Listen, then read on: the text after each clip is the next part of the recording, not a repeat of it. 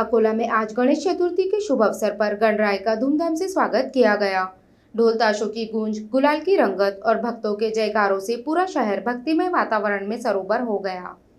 अकोला शहर में गणेश चतुर्थी का पर्व इस बार अपार उत्साह और भक्ति भाव के साथ मनाया जा रहा है। आज शुभ मुहूर्त पर घर घर में बप्पा का विधिवत आगमन हुआ। गणपति बप्पा मोरिया, मंगल मूर्ति मोरिया के जय घोष से गलियां गूंज उठी। ढोल ताशों की थाप, गुलाल की उदलन और भक्ति गीतों की धुनों ने वातावरण को आनंदमय बना दिया।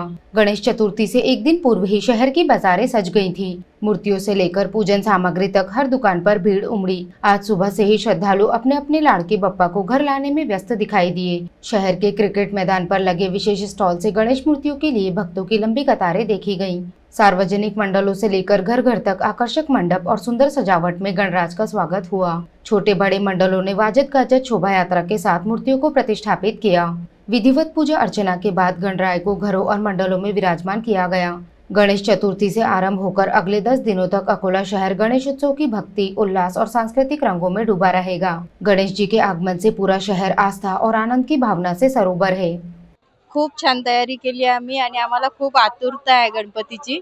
वर्षातून एकदाच हा सण येतो। आम्ही मुंबईवरून आमच्या गावी मुद्दामून आलोय गणपतीच्या उत्सवासाठी। मातीच्या गणपतींचं म्हणजे स्टॉल्स मला मागच्या वर्षीपेक्षा तरी जास्त वाटले, कारण की आता लोकांचा कल वाढत आहे इको फ्रेंडली गणपती किंवा नेचरला सोयीस्कर होईल असं, आणि आपण ते करायला पाहिजे असं मला वाटते। आणि खूप सुंदर सुंदर गणपती मी बघत आहे आणि पण मला माझ्या घरच्यासाठी एक बाळ गणेश हवाय। बाप्पा आपल्याला इको फ्रेंडलीच बसवायला पाहिजे, कारण म्हणजे ते आपल्या पर्यावरणाला म्हणजे खराब नाही करत, आणि पण तरी POPची जी मूर्ती असते ती सुंदर दिसते म्हणून जास्त तर लोक तेच घेतात। तर म्हणून मग त्याच्यासाठी आपल्याला इको फ्रेंडली मूर्तीच घ्यायला पाहिजे। मागच्या वर्षीपेक्षा यावर्षी गणपतीचे भाव वाढलेले आहेत। किती टक्के वाढलेले चला आपण जाणून घ्या।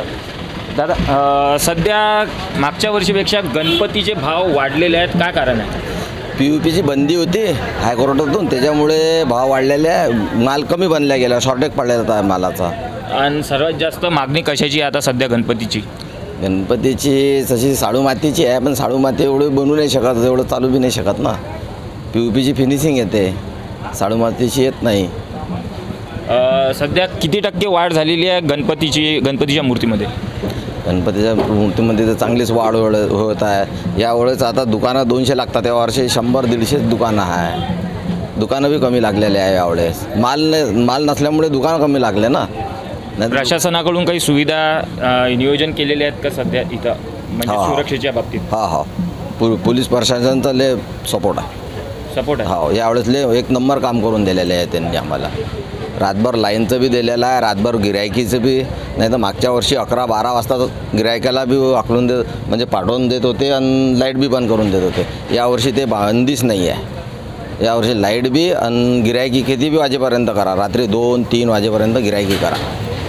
तर आता सध्या आपल्यासोबत एक गणपती मूर्तिकार होते की ज्यांनी म्हटलेलं आहे की मागच्या वर्षीपेक्षा यावेळी गणपतीच्या मूर्त्यांमध्ये चांगल्या भावामध्ये वाढ झालेली आहे। तसेच आता हा बाप्पा कधी नागरिकांना किंवा भक्तांना खिशाला झळ देणारा ठरतो की काय?